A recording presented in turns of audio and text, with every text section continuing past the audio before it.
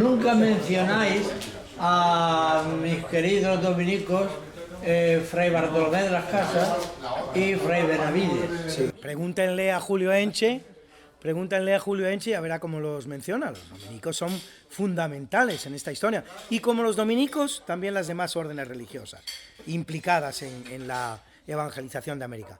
Los mercedarios, los franciscanos y luego los jesuitas, que son los últimos en llegar porque ni siquiera están fundados y serán los últimos en abandonarla porque son expulsados. Yo pienso que eso creen o creéis que es la causa de la leyenda negra. Que han reforzado la leyenda negra. A ver, ¿estamos hablando de los dominicos o estamos hablando de Bartolomé de las Casas? Estamos hablando de cosas distintas. De Bartolomé de las Casas. Pues vamos a hablar de Bartolomé de las Casas. Una cosa es la obra de los dominicos y de tantos frailes como los dominicos que desde el primer momento toman partido por la igual dignidad de los indígenas americanos frente a los españoles, hacen una defensa de los derechos humanos que es absolutamente encomiable desde el minuto uno, son absolutamente fundamentales, y otra cosa es la obra de Bartolomé de las Casas. Bartolomé de las Casas, siempre lo digo, en la charla que llamo Los pilares de la leyenda negra me toca hablar de Bartolomé de las Casas. Bartolomé de las Casas es un personaje histórico a su pesar. Es decir, Bartolomé de las Casas no estaba llamado a ser un personaje histórico. Cristóbal Colón sí, y Napoleón sí, Fernando el Católico sí, tantos personajes. Es decir, no se puede ignorar su paso por la historia. Que Bartolomé de las Casas ocupe en la historia el papel fundamental que ocupa no es por su obra, que tiene luces y sombras, es por las consecuencias inesperadas e interesadas que produjo su obra a otras personas. ¿Cuál es la verdadera trascendencia de la obra de Bartolomé de las Casas? La obra de Bartolomé de las Casas es bastante mala. Utiliza datos que son absolutamente exagerados, que son poco fiables. Al mismo tiempo, sin embargo, sí nos da otros datos sobre la vida de Colón y tal, que son... Pero nada más, es decir, es un compendio de exageraciones. Habla, por ejemplo, de un genocidio de 20 millones de habitantes en la América que él conoció, cuando, según los estudios que existen al día de hoy, difícilmente había en toda América 20 millones de habitantes. Y él lo transforma eso en un genocidio. Es decir, cuando... Bueno, pues eso está escrito por Bartolomé de las Casas y tantas otras declaraciones. Luego dice cosas que son... Habla, por ejemplo, del papel honroso y laudable que lleva a cabo la corona española en América. O sea, que quiere decir, dice muchas cosas. Pero a donde quiero llegar, ¿qué es lo importante? ¿Qué es lo que pasa con la obra de Bartolomé de las Casas? Que le interesa a los enemigos de España por sus exageraciones. La obra de Bartolomé de las Casas va a conocer en una época en que la imprenta está recién nacida, que es muy difícil, va a conocer más de 100 ediciones en unos años. Eso no lo conoció ni el Quijote ni la obra de Shakespeare, y lo conoce la obra de Bartolomé de las Casas. Va a ser utilizada en todos los países de Europa para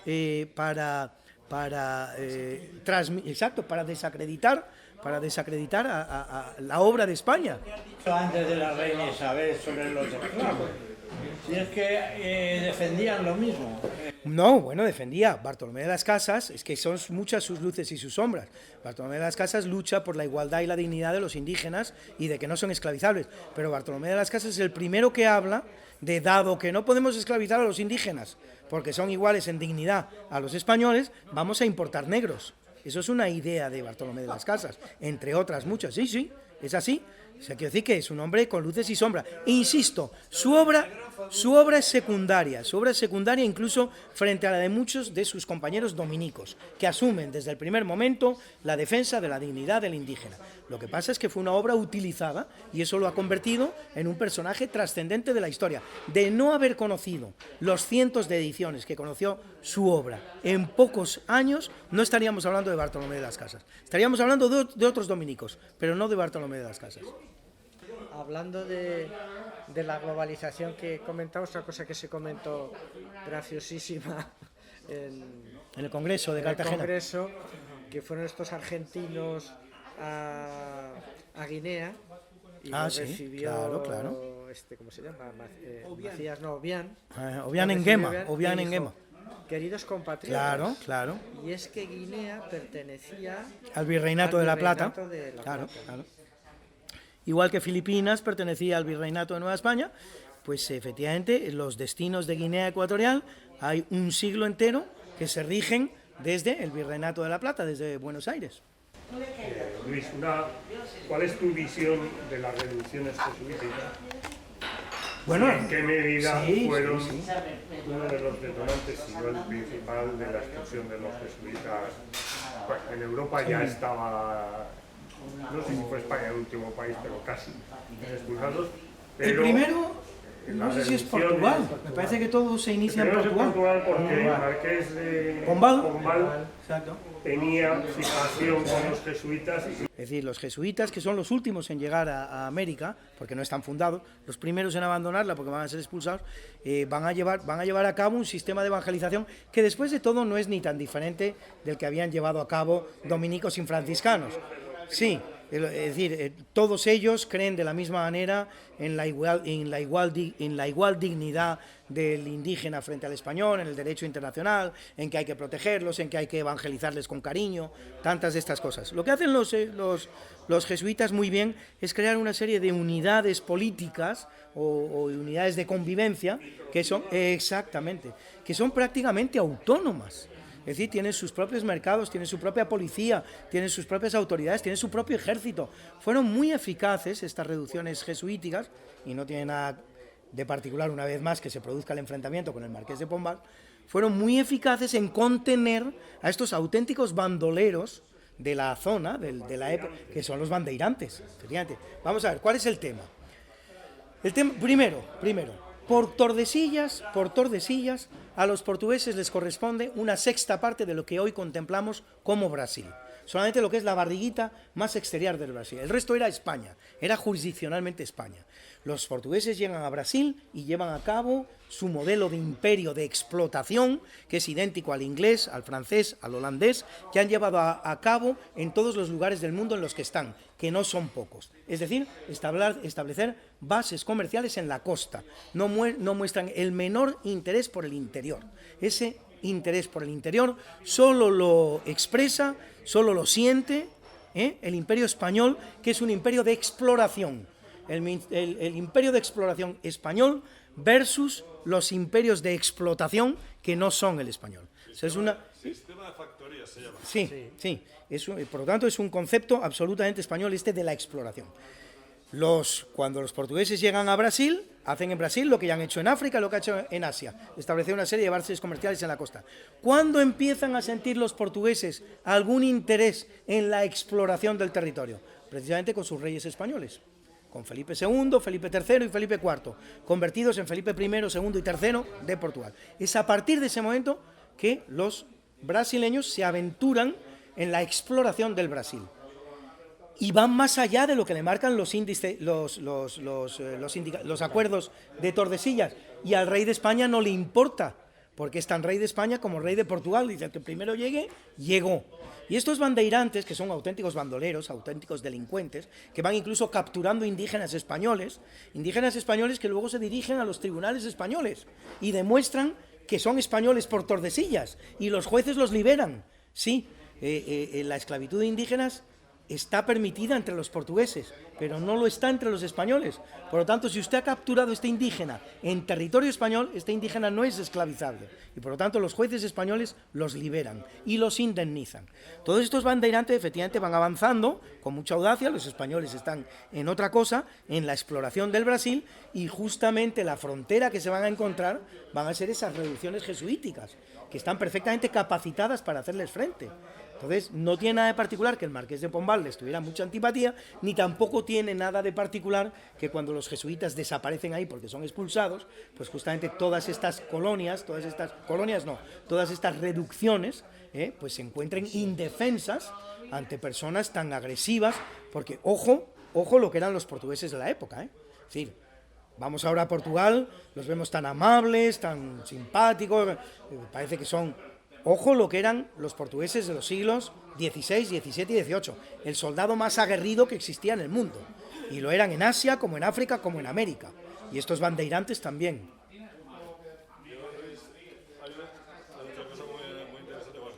muchas cosas muy interesantes, pero me he quedado sobre todo con lo que decías tú de que haríamos baja media, los portugueses eran mucho más importantes que los españoles en el tema de la navegación. Ellos son los que ahora han Cabo en Esperanza. Exacto. Los españoles estábamos donde estábamos. 1498. 6 años después del descubrimiento de América. Llegan hasta Macao. Exacto. Que fue portugués hasta hace 22 años. La pregunta es, no sé si porque se trata de un papa español nacido en Játiva. Alejandro VI, Rodrigo Borgia. ¿Por qué en las bulas intercetera 1, intercetera 2, eximitio de devotionis y tú, si quieres, Sí, estás las 4. generoso con España y en cambio no con Portugal? Ya. Bueno, es que es una generosidad relativa. Es que también ahí yo creo que hay un error de concepto. Los portugueses van a luchar en todo momento por trasladar la línea hacia el oeste. Lo que hace el Papa Alejandro VI, para que lo sepamos todo, es dividir la esfera terrestre en dos. Una parte se la da a Portugal y otra parte se la da a España. Desde ese punto de vista no es generoso con ninguno de los dos.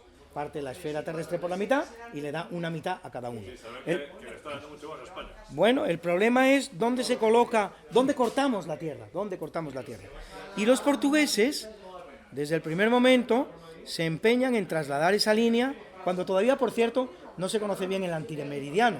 Estamos hablando de conocimientos hipotéticos, lo que se conoce es esta parte del globo, no se conoce aquella.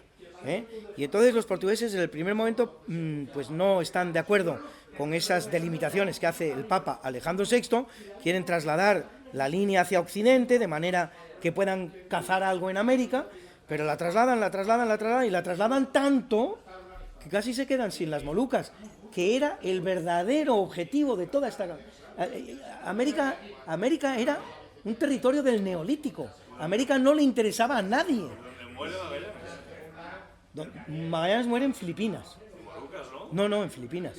En Filipinas, sí, lo mata un soldado del cacique Lapu-Lapu. Bueno, entonces de lo que se trata es de, quedándose con las Molucas, trasladar la línea tanto como se pueda a Occidente para... ¿Desde qué zona de la costa se mide? Claro, bueno, esa es la cuestión, pero en definitiva, ¿qué es lo que va a pasar? Porque esto es lo interesante, que llega el momento de dirimir la cuestión de las Molucas. Y claro, tanto trasladar la línea, resulta que los portugueses se habían quedado sin las Molucas, que era lo que interesaba. No interesaba América, no interesaba Cuba, no interesaba el Pacífico, no interesaba nada, interesaban las Molucas. Y tanto trasladar la línea, se han quedado sin las Molucas, por ambición, por codicia. Llegan las negociaciones del Tratado de Zaragoza del año 1529. Y los geógrafos españoles consiguen convencer a los portugueses de que las Molucas caen en zona española.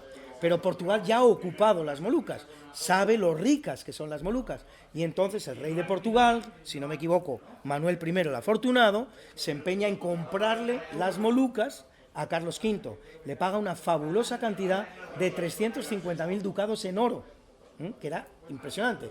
Le sirvió a Carlos V para proseguir todas sus campañas, era un dineral, pero dineral. Y la única persona en todo el mundo capaz de pagar ese dinero a tocateja era el rey de Portugal, no había otro. El señor más poderoso del mundo, todavía en aquel momento, el más rico del mundo. Y por lo tanto, Portugal le compra las Molucas a España por haber trasladado tanto la línea. Ahora bien, sorpresa final de la historia, al día de hoy, con los cálculos que ya podemos hacer perfectos con las dimensiones de la Tierra y con los instrumentos que tenemos, pues resulta que las Molucas eran portuguesas. Es decir, Portugal le pagó a España por lo que era suyo. Le devolverá la jugada, con un hecho del que ya hemos hablado, que ya os he explicado. De la misma manera que en ese momento España engaña a Portugal con las Molucas, luego Portugal engañará a España con Brasil. Exactamente. Pero ya digo, es una cuestión realmente de empecinamiento, porque Portugal, con ese traslado de la línea, estaba mucho mejor con las concesiones que le había hecho Alejandro VI que con las que se empeñó en conseguir en Tordesillas. Oye, ¿y la masonería a la hora de la independencia de la...? Bueno, pues total. Sí, vamos a ver... ¿Es otra conferencia ya? Sí, no, os hago unas pinceladas, las que puedo conocer. Sí, que ya empieza a ser tarde y sí, no te queremos dos pinceladas, muy breves, tampoco conozco mucho más el tema. Bueno, aquí lo que pasa es decir, siempre lo tengo que enfocar de la misma manera, es decir, el gran enemigo del Imperio Español desde el primer momento es Inglaterra. Todos los demás también, pero sobre todo Inglaterra. Lo que después de 3 siglos todas estas potencias llegan a la conclusión inexorable es de que de manera frontal y manu militari, nadie va a disolver el Imperio Español.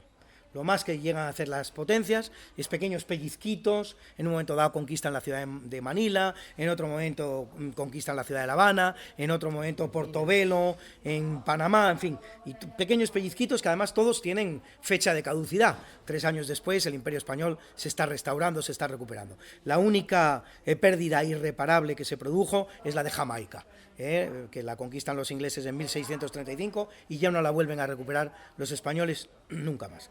Llegan entonces las potencias rivales de España a la conclusión de que por esa vía no hay nada que hacer y lo único que se puede hacer es tratar de promover en el interior del Imperio Español la división interna. Y esto se va a hacer mediante 2 instrumentos, uno del que hemos hablado mucho, que es la leyenda negra, y el otro, las logias masónicas que se instalan en los territorios. Ahí tenéis la logia Lautaro, por ejemplo, que fue fundamental en la independencia del Virreinato de la Plata y que toma el nombre precisamente de un indio que fue rebelde contra los españoles, el indio Lautaro. Y lo voy a terminar simplemente haciendo una pregunta, a ver si alguien me la responde, porque yo no conozco la respuesta. El general San Martín, que está combatiendo en la guerra, en la mal llamada Guerra de la Independencia Española, no está la Guerra de la Independencia española no estaba ni en peligro, ni España era una nación que estuviera a la búsqueda de la independencia, es una guerra entre España y Francia que dura 5 años, donde Francia entra en el territorio español y luego España entra en el territorio francés, porque la guerra termina en Toulouse, en el territorio francés, y a los franceses no les hables en absoluto de la guerra de la independencia francesa, no te lo aceptan. Bueno, hecha esta salvedad, este general San Martín está combatiendo en la francesada, en la invasión, en la ocupación napoleónica de España, y de repente le pide un permiso a su jefe natural, a su superior, para dejar la guerra e irse, que tiene unos asuntos privados que resolver en su casa natal de la Argentina. Y el jefe le da el permiso. Yo no conozco otro caso en la historia, aquí que tenemos algún militar, no conozco el caso de un superior que en pleno fragor de la batalla le dice a su... que además parece que era un buen militar, José San Martín, dice, pues vete, resuelve eso ya, cuando eso, lo de tu mamá, ¿no?, que estaba enfermita, pues luego ya vuelves. Pero la pregunta que yo les hago a ustedes, no se va directamente a la Argentina. San Martín se pasa 4 meses en Inglaterra, antes de ir a la Argentina. ¿Qué pasó en Inglaterra? Esa es la pregunta que yo en este momento me hago y sobre la que quiero investigar, porque pasaron cosas graves. Bueno, chicos, pues si no hay ninguna pregunta más, Solo Dios lo sabe. tenemos hispanidad para rato, gracias a Dios. Sí, en este Y momento además sí. comentaron también en Cartagena que empieza a haber un espíritu también en América, en el otro lado, de investigadores, de historiadores. Exactamente, por lo así es. cual, bueno, pues está muy bien la cosa. Muchas gracias, Luis. Muchas gracias, Pues hemos tenido Feliciano. una noche estupenda. A ti y a todos tus amigos. Un placer. Así Gracias. ya tenéis que comprar sus libros y no por